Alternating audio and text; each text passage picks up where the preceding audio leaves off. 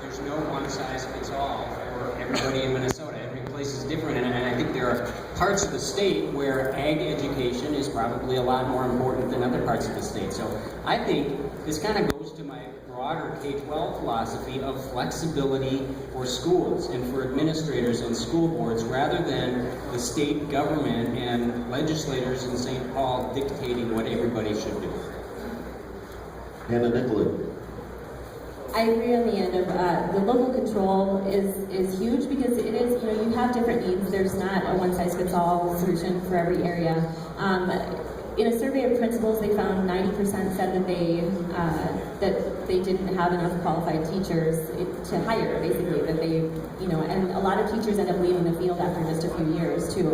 And 60% of those are rated as effective or highly effective. So we're losing teachers that are considered effective, and then there aren't enough to choose from. And a lot of that is licensing requirements. I mean, there are a lot of skills that people have where they could teach, but to jump through all of the hoops, we need to have more leniency in interdisciplinary teaching, where teachers who teach social studies could also teach other areas as well. And that's where our licensing kind of gets in the way of teachers being able to teach what they already know and are good at, but the regulations get in the way. Scott Utter. We need to give local schools the ability to hire and retain the best teachers to teach our kids.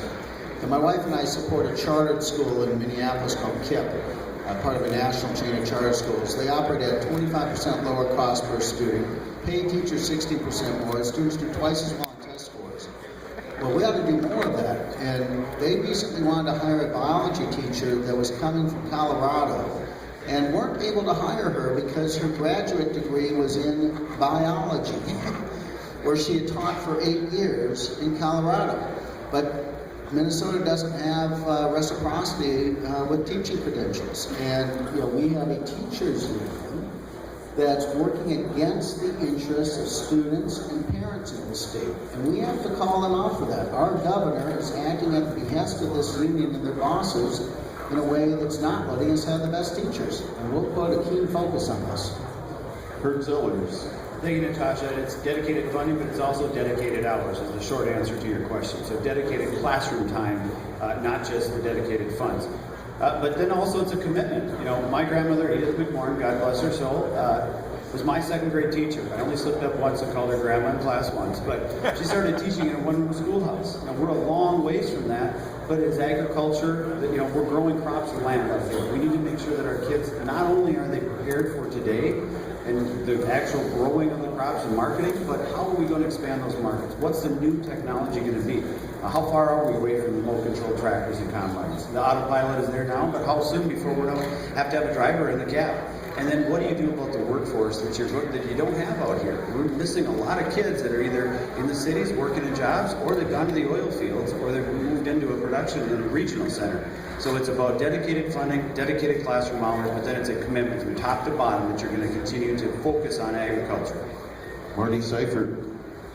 I'm the one guy who's actually gone through a Minnesota teaching licensure up on the panel here, I think. So I think it really needs to be a reformation of how we educate our ag educators, and I think we need to task force the people who know what they're talking about. The people who know what they're talking about the most aren't the people sitting up here, it's the ag educators in the classroom. We've got to have a task force to find out what are the hurdles, what are the stumbling blocks to be able to get more educators in, to make sure the number of hours are adequate in our different classrooms, and to make sure that students have the available opportunities to pursue not just being farmers, but also ag business people, because frankly, this isn't just about being farmers. There's a whole wide variety of things that you can learn, and I think we have to have those opportunities there. But until we equalize school funding with every child throughout the state, we are going to have limited opportunities for our kids. So put me in the governor's office, we'll make sure that happens.